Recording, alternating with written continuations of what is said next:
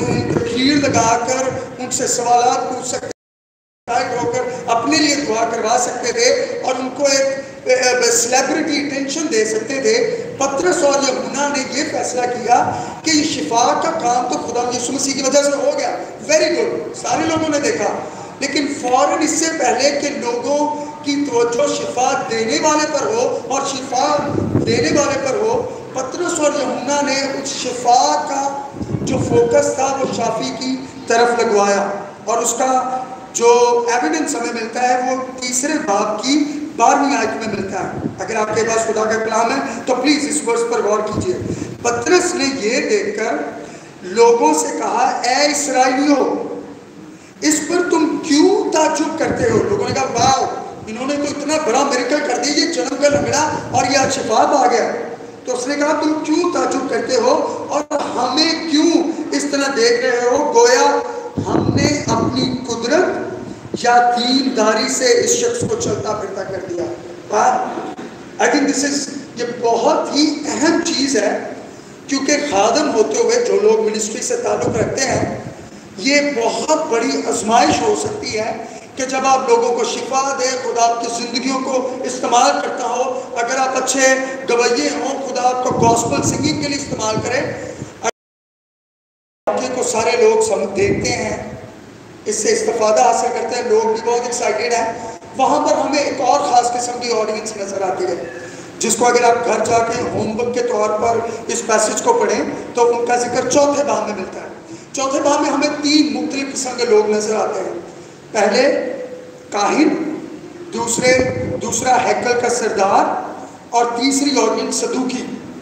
اب جبکہ باقی لوگ بڑے ایکسائٹیڈ ہیں اور بہت خوش ہیں اور اس پورے معجزے کو دیکھ کر بہت زیادہ ان کی تعریف کر رہے ہیں, ان کو دیکھ کر وہ, حتیٰ کہ اس حوالہ میں یہ بھی لکھا ہے کہ 5000 سے زیادہ مردوں نے اس دن خداوند یسوع مسیح کو اپنی زندگی دی. اب یہ تو وہ لوگ ہیں جو ایکسائٹمنٹ سے سارے خوش ہیں, لیکن یہ 3 لوگ جن کا ذکر ہمیں 4 باب میں ملتا ہے کہ سب سے پہلا کام جو انہوں نے کیا وہ شفا سے لوگوں کا دھیان ہٹا کر شافی کی طرف لگایا. اور دوسرا مین پوائنٹ کہ نہ صرف وہ اس شفا میں ایبزورب ہو گئے بلکہ اس شفا کے ایونٹ کو انہوں نے استعمال کیا خداوند یسوع مسیح کے نام کی منادی کرنے کے لیے. اور آج بھی خداوند شفا دینے کی قدرت رکھتا ہے. بہت سارے لوگ کنونشنز میں, کروسیڈز میں, سنڈے کی عبادات میں جسمانی پریشانیوں سے, جسمانی جو اظہار ثانی ہے, جو ذہنی کشمکشوں سے شفا حاصل کرتے ہیں, لیکن ان ساری شفا کا مقصد الٹیمیٹلی خداوند یسوع مسیح کی طرف راغب ہونا ہے. اور میرے خیال شاگردوں نے خداوند یسوع مسیح کے وفادار ایلچی ہوتے ہوئے, وفادار خادم ہوتے ہوئے, انہوں نے سب سے پہلے تو شفا سے دھیان اٹھا کر شافی کی طرف لگایا اور پھر اس موقع کا فائدہ اٹھاتے ہوئے, استعمال کرتے ہوئے انہوں نے انجیل کی منادی بھی کی. اب یہ سردار جو ہیکل کا تھا اور کاہن تھے اور صدوقی تھے, they did not like it, انہیں یہ بات پسند نہیں آئی. کیا پسند نہیں آیا؟ سب سے پہلے تو انہیں گاسپل کا پڑا, ان رسولوں کو بھی اس چیز کا سامنا کرنا پڑا. اب یہ کانٹیکسٹ ہے. اور جب انہوں نے ان رسولوں کو پکڑا اور ان کو قید خانہ میں ڈال دیا اور پھر ان کو جواب حاصل کرنے کے لیے دوبارہ طلب کیا, تو ان شاگردوں سے انہوں نے پوچھا کہ تم کس اختیار سے یہ کام کرتے ہو؟ تو شاگردوں نے, جو کہ پہلے خدا یسوع مسیح جب زمینی خدمت کر رہے تھے تو وہ بہت خوفزدہ رہنے والے لوگ تھے, حتیٰ کہ پطرس کے بارے میں مشہور ہے کہ اس نے کتنی دفعہ خدا یسوع مسیح کا انکار کیا, 3 بار.